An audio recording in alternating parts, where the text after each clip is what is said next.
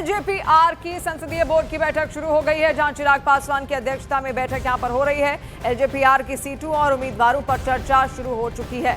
देखिए, खबरें यही सामने आ रही थी कि 25 से 26 सीटें यहां पर एलजेपीआर को एनडीए की ओर से दी जाएंगी, एनडीए में दी जाएंगी, और ऐसे में उसी को लेकर ये मंथन चल रहा है कि अब कहां से कौन सा उम्मीदवार उतारा जाए। नीरज हमारे सहयोगी जुड़ रहे हैं। नीरज, क्या जानकारी? और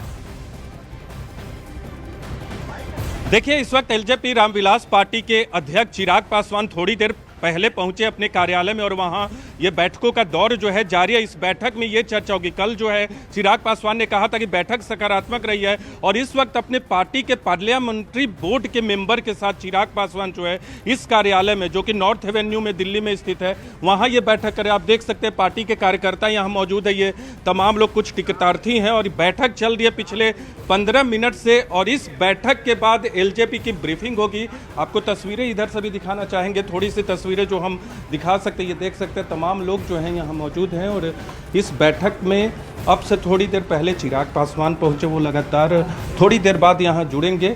यहाँ बैठक में चिराग पासवान यहाँ पहुंच जरूर गए हैं, लेकिन अभी बैठक में के लोगों के साथ अभी उनकी जो चर्चा है थोड़ी देर में शुरू हो गया, और उसके बाद एक प्रेस वार्ता यानी प्रेस ब्रीफिंग भी रखी जाएगी, जिसमें यह तय किया जाएगा कि आखिर क्या फैसला किया गया। और जो हमें जानकारी मिली है एलजेपी के सूत्रों के मुताबिक, चिराग पासवान को अधिकृत किया जाएगा तमाम सीटों की संख्या और उम्मीदवारों के लिए, और वही फैसला इस बैठक में लिया जाएगा। हमारे साथ बातचीत करने के लिए एलजेपी के नेता, क्या है बैठक, मुन्ना जी, बैठक कब खत्म होगी? बैठक कब खत्म होगी, इसके बाद क्या प्लान है? अभी अंदर में बैठक खत्म होगी, उसके बाद आप लोगों को बताई जाएगी कि बैठक में क्या तय हुआ। बैठक शुरू हो गई, चिराग जी लोगों से बात कर रहे हैं, वो तो पहुंच गए हैं। जी बिल्कुल पहुंच गए। तो देखिए, बिल्कुल बैठक की शुरुआत हो गई है, हमें बताया गया, और कुछ टिकटार्थी यहाँ मौजूद हैं, और एलजेपी करीब 25 से अधिक सीटों पे लड़ेगी, लेकिन जो भी फैसला होगा वो उसके लिए अधिकृत किया जाएगा चिराग पासवान को। इसके अलावा आपसे ये भी जानना चाहेंगे, सीपीआई एमएल ने 19 सीटों पर उम्मीदवारों के नाम क्या तय कर दिए हैं?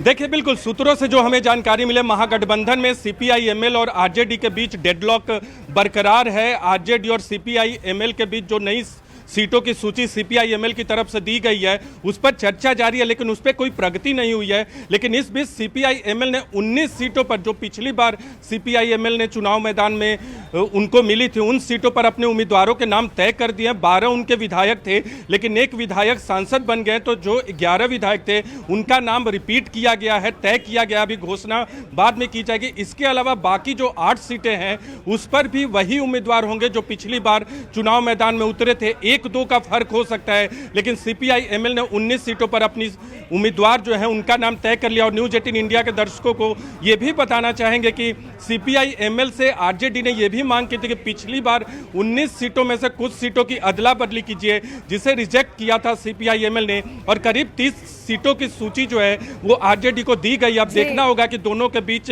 किस नंबर पे कोई बात बनती है, लेकिन सीपीआई एमएल ने 19 सीटों पर अपने उम्मीदवारों के नाम तय कर लिए।